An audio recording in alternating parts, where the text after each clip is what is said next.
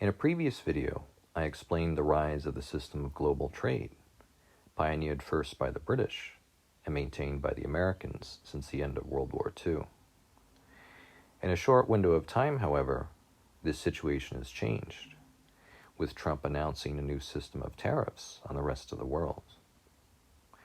When the United States was one of the world's major producers, global trade allowed it to sell its goods abroad while supporting domestic employment. In the 50s, however, the industries of Germany and Japan began to recover after the war. And in the 2000s, China began to rise as one of the world's major manufacturers, resulting in more competition abroad. In the 90s, with outsourcing and NAFTA, free trade became the consensus of both parties. In recent years, however, with increasing American grievance at home, we're witnessing an economic experiment.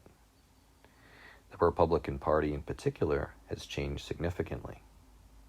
Not many election cycles ago, like under the Bush administration, free trade was enshrined as a core pillar of the party. Trump, however, has always had idiosyncratic views on trade, dating back to the comments he made on the rise of the Japanese economy in the 90s, suggesting the U.S. impose commercial restrictions on them if they ever began to exceed the Americans. This shows the role that presidents' personal beliefs can have on political consensuses. From their prior dogma, Republicans have shifted toward protectionism, while the Democrats, formerly the one bastion of this concept due to its benefits for labor, have in the media recently become new defenders of free trade. While there's been a lot of alarm about tariffs and the consequences of them, I wanted to look at this from an alternate perspective. Economists have articulated worries about a decline of efficiencies, an alienation of allies, and disruptions of global supply chains. It's important to remember tariffs don't eliminate trade. They just make imports more expensive, and thus represent a shift of the United States toward autarky. An alternative to Trump's policy was proposed by Bernie Sanders in 2016 during his campaign for president. Undermined by the Democrats in the primary, despite widespread popular support, he was never able to contend with Trump on the national stage. Sanders offered an alternative to alleviate American grievances, which had led to the rise of him and Trump as insurgent candidates in 2016. Supporting a form of economic solidarity amongst the public, he suggested a redistribution of wealth from the top 1% to the rest of society. Ultimately, he didn't come to power, and the public didn't vote for him. Thus, we have Trump's economic vision instead. Using the balance of trade as a metric, Trump has imposed tariffs on much of the world. A goal of this may be to shift the United States from its consumption-based model toward being a producer like Germany and China. The United States historically filled this role, then transitioned out of it as younger economies with cheaper labor costs became the beneficiaries of outsourcing. If we think of this in simple terms, tariffs make foreign goods more expensive. This creates an incentive for domestic companies to do their own manufacturing. In theory, these companies then employ more Americans, and if the goods are cheaper, consumers will buy them, resulting in a self-affirming cycle. One of the criticisms of free trade, dating back to the Clinton era, is that while it makes goods more affordable, it hollows out employment in the country.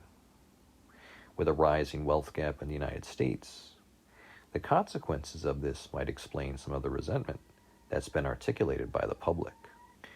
Trump's policies thus represent a shift toward a more national economy and recalls the mercantilist policies of prior time periods.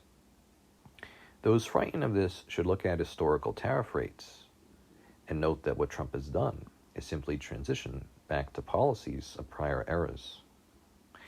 We should remember that the U.S. has a long tradition of self-sufficiency and isolationism, and even despite this, experienced dramatic economic growth over the centuries. During the Washington administration, the U.S. adopted a policy of neutrality. followed for many years, the country emerged as a global power during World War I, before again withdrawing as it exited the League of Nations after the war. Under the Truman administration, the U.S. accepted the mantle of being a global power, making the crucial decision to intervene in Greece during its civil war.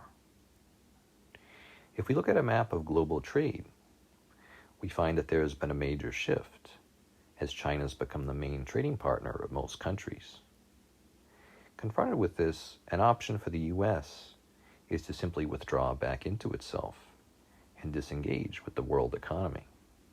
The new tariffs allow individual countries to make deals with the United States. If beneficial to both powers, it would represent their maintaining themselves in the American trading system.